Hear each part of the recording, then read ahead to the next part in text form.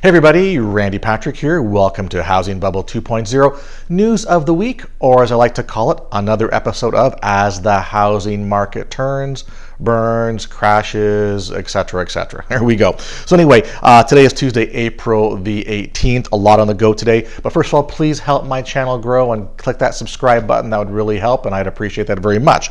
All right, one thing I want to talk about here is just quickly is most of the chatter that I've been hearing this week really actually came from some of the stuff that was posted in our last video, and it's one of those things that, you know, certain topics just people like and they want to talk about. So we spoke about some of the foreclosure filings and how they're growing in numerous states. So I got to tell you, at least where I live here in Florida, that's all the news media is talking about. Lots of articles appearing on different websites and, you know, for television stations and papers, etc., and business journals. So that's really spurred a lot of interest and a lot of discussion. So yes, people, you should be looking at ways to purchase homes cheaper with respect to you know, for pre-foreclosures and short sales, and even not only just for investment, but even for, you know, personal family residence. You know, in this day and age when it's competitive and you're paying a lot for homes, definitely good discounts can be found. It's a little tougher path to go on, but if you want to, I guess you could say, get value and get equity out of it, it's a way to actually sort of get your house and get some decent equity along at the same time. So anyway,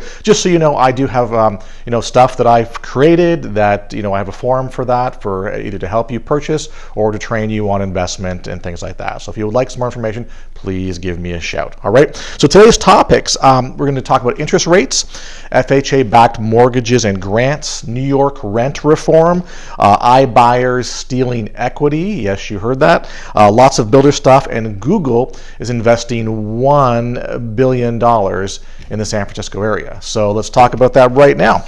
Okay, first of all, Fed to cut interest rates in 2019. That's the big question here. A study from Wallet Hub found that 76% of people support a cut in the federal interest rates, and the probability of a rate cut increases as 2019 continues.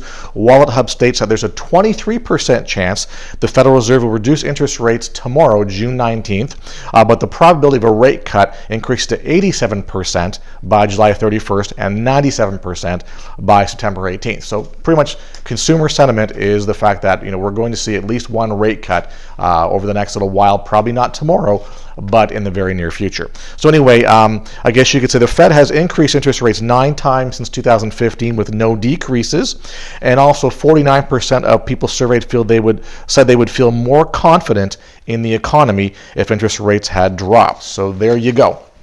Okay, this was an interesting thing that I saw the other day. I was on the Wall Street Journal, and basically I didn't, you know, I knew this was going on, but you don't know the actual numbers and stats until you start seeing stuff like this. Well, basically, you know, there's obviously government-assisted, you know, home buying programs through FHA, and apparently more than 13% of borrowers who used an FHA mortgage in the first 3 months of this year got government help with the down payment, and that's up from 8.65 years earlier, according to FHA data published this month. So apparently the share of buyers who used one or more of the 2,500 down payment assistance programs across the country doubled to 10% between 2013 and 2016, according to Freddie Mac analysts of the National Survey of Mortgage Origination. Sorry about that. But so the point we're trying to make here is that, you know, we're talking about, you know, mortgages and where this market is headed. And there are still people, because I read it in comments on my videos and other videos across the board, saying, housing bubble, you know, you guys are smoking. Don't worry about it. It's not going to happen. Why? Because we have this thing called qualified mortgages. We have tightened up our lending standards. So that type of stuff is not going to happen. It's not like it was back in 2005, 6, 7, 8, etc. Well, I really beg to differ. And I really think that, you know, qualified mortgage, you know, you can have a qualified mortgage and you're paying nothing down, like in this case. So if you're getting an FHA-backed mortgage, you've put nothing down because you've got a grant, you've essentially rented a home as far as I'm concerned. You know, sometimes those grants may appear as maybe a second mortgage. A lot of times those grants actually have a forgiveness clause. So if you're in the home for a period of X number of years, then that grant is forgiven, and now you have the home with that little bit of equity in it if it's still there. So the point though is that those who use down payment assistance start out with little or no equity in the game or skin in the game. As a result, many economists and analysts worry that buyers have less incentive for making payments, which I truly believe that, when times get tough. And in recent years, those who use government down payment assistance for FHA loans were delinquent at a higher rate than those who didn't, government data shows. All right, so that is a fact, everybody. So we know that people who don't have skin in the game don't have that same emotional attachment to their home and can walk away a lot easier, because again, it's like you're renting the house. You're just renting the house with title as opposed to renting a place but not having title. So that's how I look at it. Someone who can't come up with a down payment, but has, is living paycheck to paycheck, this will cause problems. So it goes back down to, the loans that are being vetted by the originators, and the fact that if you're jumping on these mortgage assistance programs, which there's nothing wrong with that, and that's great to help people, but realize that there's a risk to doing so, and that risk element of certain number of certain portion of the overall market, that's increasing. So every time we talk about mortgages, we find out FHA has more 50% and above DTI mortgages they're originating and backing. Now we learn and go, oh, guess what? Well, the amount of down payment assistance has increased right now. So again, I'm all for helping people, but just realize that there is a direct correlation on putting little skin in the game down with letting the property grow when times get tough. So that's very interesting to see what's going to happen there. New York has something called rent reform, and apparently this is causing some concern with the community banks. So the community bank stocks are hit hard by New York rent reform, and stock investors are dumping shares of community banks that have big real estate lending businesses that could suffer from New York's stricter apartment rent regulations. So Governor Cuomo on Friday signed into the new law, which offers a sweeping overhaul of rent regulations. The analysis say is likely to hurt landlords' revenue, and basically because there's a lot of high concentration of mortgage backed by rent stabilized apartment buildings in New York City. So the new law includes several changes to design to make it harder for property owners to raise rents once they've been stabilized. And the thought process is, well, if I can't raise rents, because a lot of time that's what multifamily and apartments all about, is the ability to show raising rents and that equity component to trend upwards. Valuations for some buildings could fall, said an analyst at Raymond James. The question is, does a landlord want to keep paying a $10 million loan on a property that's now worth $6 million? Because again, rent rolls and income coming from your rent is the number one valuation metric on valuating a multifamily property. So if they are capped at 2% or whatever that is, because there certainly is some capital expenditure caps and normal rent caps that are going to be here, it's going to be tough for people or landlords to make it work. Now the flip side is they feel that landlords, their loan to values are probably not that high with the community banks. There'll be a buffer in there, but the point is that you don't do an investment and work on multifamily to lose money or to squeak out your margins. So it's got to work from all aspects. Landlords have to make money. It's going to make money to live, and then that money is something that's going to be used to go back in capital improvements and stuff like that. So this is a situation, and the comments were, will this cause some commercial foreclosures as time goes on? So we will find out, obviously, the next little while as this transpires. Interesting little story about iBuyers. So iBuyers, as we know, the iBuyers are things like Open Door and Knock and those type of companies that are making digital platforms where people can buy and sell property without using real estate agents, by the way. So apparently iBuyers are stealing equity from homeowners, and this is according to a prominent realtor who I guess recently ran for Congress. I'm not going to name who she is, but basically she said the real estate industry is locked in steep competition with these types of investors. This is because iBuyers, who tend to favor their own digital listing services, are minimizing the roles of agents and stealing equity from homeowners, according to this lady. Every time Open Door snakes a house from a seller and a realtor, that's also a buyer that didn't happen because they, Open Door, bought it. Anyway, they're stealing equity out of people's pocket every single day and are not doing it with a cherry on top. So there you go. So I guess the point is, there's been a couple studies, and again, the volume of this is still fairly small. So when you're looking at the difference in selling with the real estate agent and then taking off closing cost commissions, all the normal stuff, and what you'd be left with as a net compared to some of these iBuyers and when they have their fee structures, whatever. Now the small sample that they've looked at have shown that the iBuyers are netting sellers less money than they would on the open market. Okay, well, again, that's the thing. Well, it sold with an iBuyer. It didn't sell in the open market, so we really don't know what the open market would give it, but they're probably using some square footage calculations essentially. But the difference is, though, that why would you use an iBuyer? Well, excuse me, you don't have to worry about many of the issues when of the home selling process when you list with a real estate agent. So open houses, staging, showings, doing curb appeal, having to add money to the property to give it that look or some improvements before you sell it. So sometimes you got to pay extra to sell or to get your price, you think. Also, there's a convenience factor with the iBuyers because sellers can choose when they want to sell and move out as opposed to being at the whim of the contract and the real estate market and the other buyers in their area. So it's just interesting to see that we're seeing a little pushback now for some real estate agents as far as taking the word stealing equity and the word snake.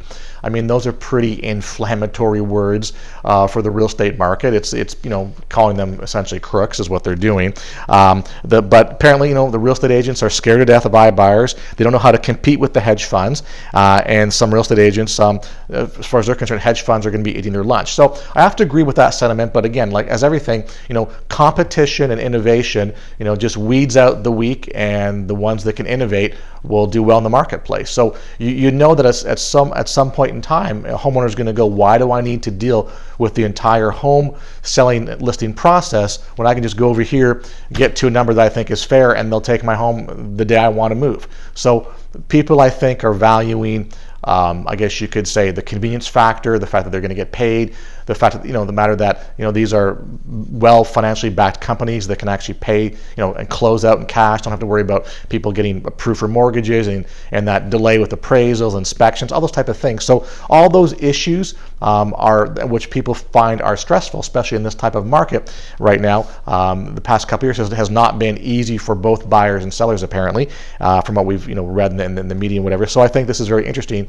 that more people will be sort of gravitating towards the iBuyer model, at least to check it out and see if it makes sense for them. And of course, an iBuyer is not going to buy it unless there's a bit of a discount there because they need to move the property as well. So in the end, I think it's part of the market share. How much they're going to get, I don't know, but I do have to laugh at the fact that it reminds me of back in the day, the last housing crisis, when we were doing pre-foreclosure work and short sales, when other real estate agents were calling us same thing, criminals, crooks, thieves, whatever, because we were doing short sales and making short sale offers or offers well below what they perceive was market value. So everything kind of comes full circle here, which is kind of funny. All right, let's get on to the home building front right now. So housing starts declined in May, signaling a slowdown in production. So housing starts reversed the course in May. Slowdown in production, according to the latest report from the U.S. Department of Housing and Urban Development and the U.S. Department of Commerce. So according to the analysts, housing starts fell by 0.9% in May to a seasonally adjusted rate of 1,269,000 units. Now, single-family production retreated 6.4% from the last month, and I guess you could say additionally single-family completions decreased 5% in 2019. So we're seeing, while multifamily starts came in a little higher. So what we see now is we're seeing the actual single family drop, and we see multifamily, which will ultimately become rental units, pick up the pace. So when the numbers, the 1.269 number may look good or reasonable, when you actually break down what is single family homes versus what is multifamily, and that multifamily, in those units, I mean, you build a complex of 100 units, that's 100 housing starts, not one housing start, that's 100, but all those units are not going to single family buyers, they're going to be used as rental units. So that's where some of the numbers, will kind of cause some confusion. It's one of those things that the current rate, the industry this year will build fewer than the 200,000 needed to keep up with the population growth and demand. So the projections are already that they're going to be building less.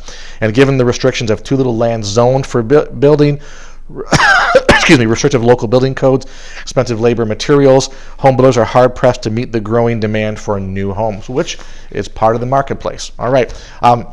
Which leads me to builder confidence. So I always look at this just because I think it's interesting. So the National Association of Home Builders, NAHB, do their monthly home builders, market index and their confidence.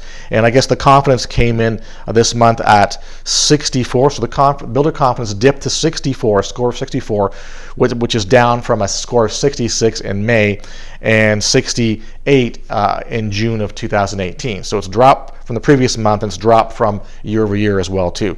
So while demand for single-family homes remains sound, builders continue to report rising development and construction costs, with some additional concerns over trade issues. So there you go. So again, even though that some builders think the market's good, their confidence, which really looks at the overall scope of their business, is starting to wane. Which brings me to talk about the decline of single-family permits. So we basically in April had a 6.5% year-over-year decline in permits, which obviously permits, is what the builders, I guess you say, apply for with the city or county, local government to say I'm going to start to build a home or a unit or whatever that is. So we've seen the biggest drop was a 12% decline in permits in the western region. The Midwest saw 11.3% decrease in single-family permits, and the South saw permit decline by 3.8%. Northeast actually grew 1.9 year over year on single-family permits. So again, what the NAHB found is that they find that the growth has been slowing for permits, which we know, overall building growth, but especially in the smaller cities. So smaller cities are actually feeling the growth pinch a lot more than the larger cities and the larger metros. So there you go. All right, and as a result of that, so you can see how all these things affect one another, home builder stocks get a downgrade as housing market sends mixed signals. So surprise, surprise. So the quandary, Americans still need and are buying homes, but the growth is flat. Economic data is sending mixed signals, and so are the stocks. Last week, there were some analysts actually, I guess you could say, upgraded, a couple builders out there like Lennar and KB Homes, and saying that they're in a great position. And then Raymond James analysts kind of said, actually, we're downgrading that because ahead of next week's earnings reports from Lennar and KB Home, we are highlighting our increased near-term caution with the home building sector by preemptively lowering ratings on the aforementioned names. So they're already looking ahead going, well, we don't think it's as good as you may think it's going to be or state it's going to be.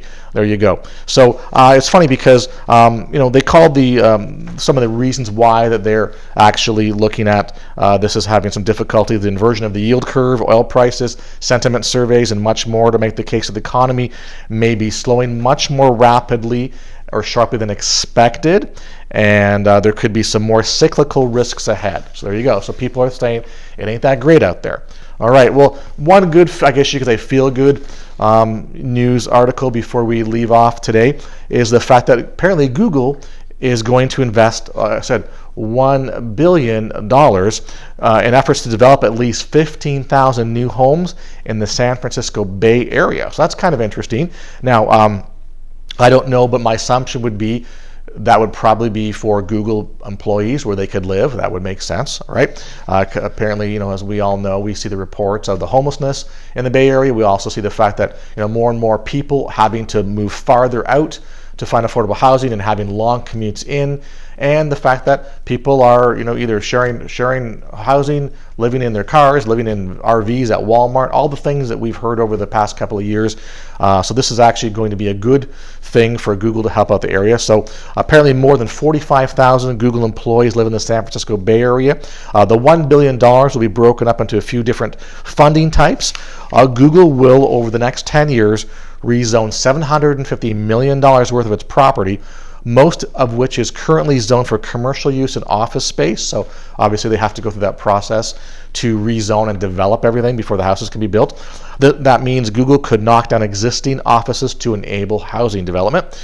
And nonprofits focused on homelessness and displacement will get $50 million, and $250 million will go towards an investment fund for developers specifically to build affordable housing. So there you go. So, it's kind of interesting where you've got a company who has that much, I guess you could say, first of all, value and worth and cash, and that many employees are now saying, well, in order to make life better for our employees and sort of stimulate them to, keep growing with us and continuing to do a good job, we have to do something in this neck of the woods, being the San Francisco Bay Area, and actually invest and help them, help them get homes. Now, they're not giving these homes away. I mean, they're going to build 15,000 homes, but they're going to be affordable housing, which is, going to hopefully help people making those great wages in the San Fran Bay Area. So, how this is going to, I guess you could say, unwind, I don't know. But the fact of the matter that they're going to do that, the fact that they already have the land, which is interesting. So they know they can go to apply and rezone